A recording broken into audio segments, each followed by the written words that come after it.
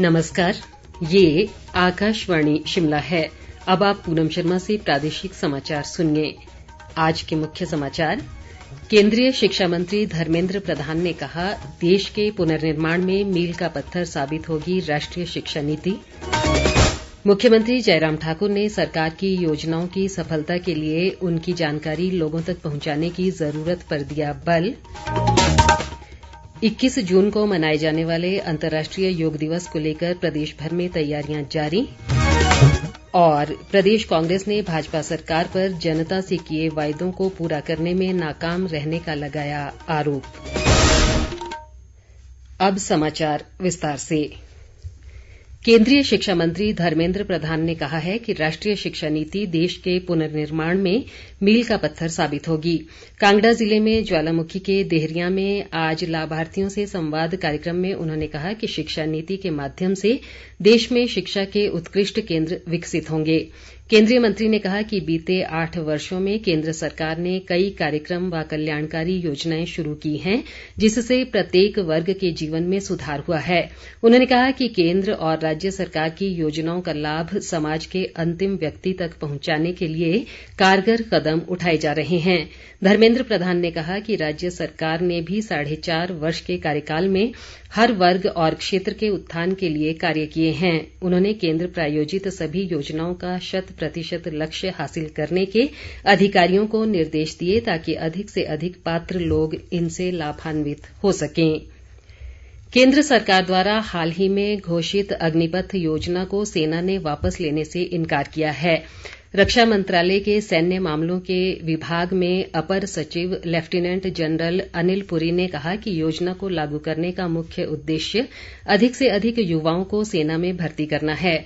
उन्होंने अग्निपथ योजना पर हो रही हिंसा की भी निंदा की है।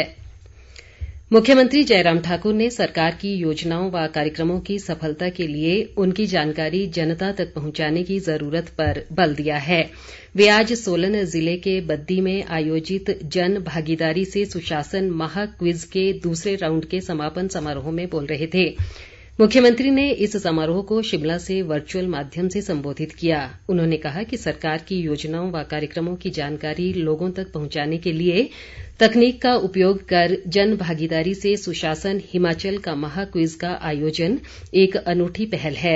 जयराम ठाकुर ने बताया कि इस प्रतियोगिता में अब तक 40,000 प्रतिभागी हिस्सा ले चुके हैं। उन्होंने इस बात पर भी प्रसन्नता जताई कि इस महा क्विज के जरिए लोगों को सरकार की योजनाओं को जानने और समझने का अवसर मिल रहा है। बद्दी में इस समारोह में उद्योग मंत्री बिक्रम ठाकुर मौजूद रहे।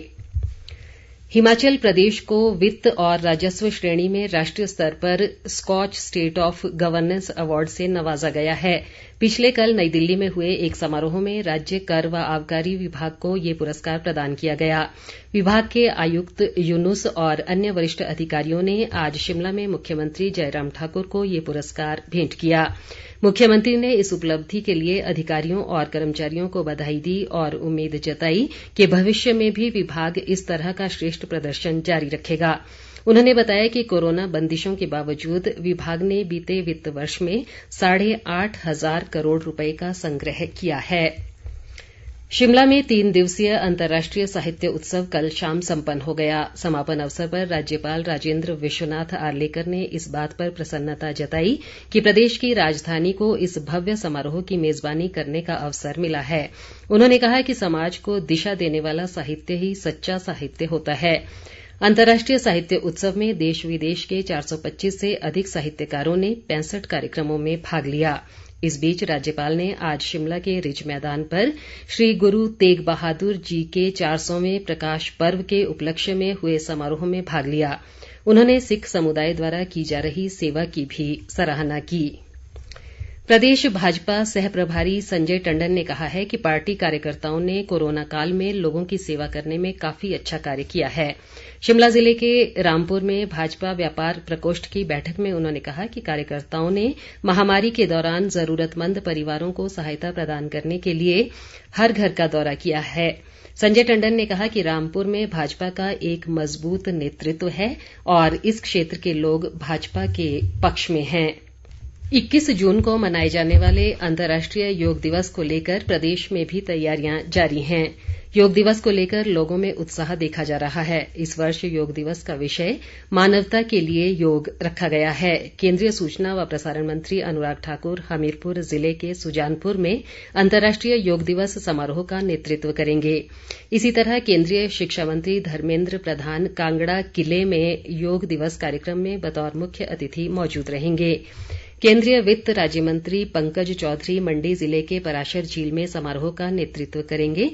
वहीं केंद्रीय राज्य मंत्री निशिथ प्रामाणिक अटल टनल रोहतांग में योग दिवस समारोह में मौजूद रहेंगे। शिक्षा मंत्री गोविंद ठाकुर ने कहा है कि 21 जून को मनाली मंडल के प्रत्येक ग्राम केंद्र पर विश्व योग दिवस मनाया जाएगा।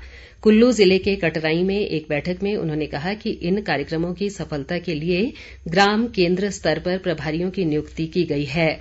जिला भाजपा अध्यक्ष भीमसेन शर्मा ने बैठक में संगठन से जुड़ी गतिविधियों की जानकारी दी। दूसरी ओर कुल्लू के उपायुक्त आशुतोष गर्ग ने कहा है कि अटल टनल रोहतांग पर मनाए जाने वाले योग दिवस को लेकर सभी तैयारियां कर ली गई हैं। उन्होंने कहा कि योग एक निश्चित वेशभूषा में अनुशासनात्मक ढंग से किया जाएगा। उन्होंने कहा कि समाज को स्वस्थ रखने के लिए योग के महत्व के संदेश को जन जन तक पहुंचाने का प्रयास किया जाएगा। उन्होंने जिले के सभी लोगों से भी योग दिवस पर अपने घरों में योग करने की अपील की है। ऊना जिले के बसाल में राष्ट्रीय उच्च मार्ग पर आज सुबह 2 वाहनों की टक्कर में 2 लोगों की मृत्यु हो गई जबकि 10 अन्य घायल हुए हैं। इन वाहनों में होशियारपुर की मुकेरियां तहसील और ऊना जिले के झलेड़ा गांव से लोग सवार थे। गंभीर रूप से घायल एक व्यक्ति को उपचार के लिए पीजीआई चंडीगढ़ में भर्ती करवाया गया है। भाजपा का त्रिदेव सम्मेलन 23 जून को सोलन में आयोजित किया जाएगा। त्रिदेव सम्मेलन के प्रभारी राजीव बिंदल और स्वास्थ्य मंत्री राजीव सैजल ने सोलन में एक संयुक्त पत्रकार सम्मेलन में बताया कि सम्मेलन का उद्देश्य संगठन को मजबूत करना है। उन्होंने कहा कि प्रदेश में इस वर्ष विधानसभा चुनाव होने हैं और भाजपा एक बार फिर सत्ता में आने में कामयाब रहेगी। प्रदेश कांग्रेस अध्यक्ष प्रतिभा सिंह ने कहा है कि भाजपा सरकार के पास इस कार्यकाल में जनता को दिखाने के लिए कोई विशेष उपलब्धि नहीं है। ऊना में कांग्रेस की रैली में उन्होंने कहा कि भाजपा सरकार ने प्रदेश को अत्यधिक आर्थिक बोझ में दबा दिया है और राज्य की अर्थव्यवस्था भी चरमरा गई है। प्रतिभा सिंह ने कहा कि कांग्रेस पार्टी एकजुट है और एकजुटता से विधानसभा चुनाव में जीत दर्ज की जाएगी। इस दौरान विपक्ष के नेता मुकेश अग्निहोत्री ने भाजपा सरकार पर जनता से किए वायदों को पूरा करने में नाकाम रहने का आरोप लगाया। उन्होंने कहा कि कांग्रेस ने प्रदेश का एक समान विकास किया है जबकि भाजपा क्षेत्रवाद को बढ़ावा दे रही है। कांग्रेस नेता सुखविंदर सिंह सुक्खू व अन्य नेता भी इस दौरान मौजूद रहे।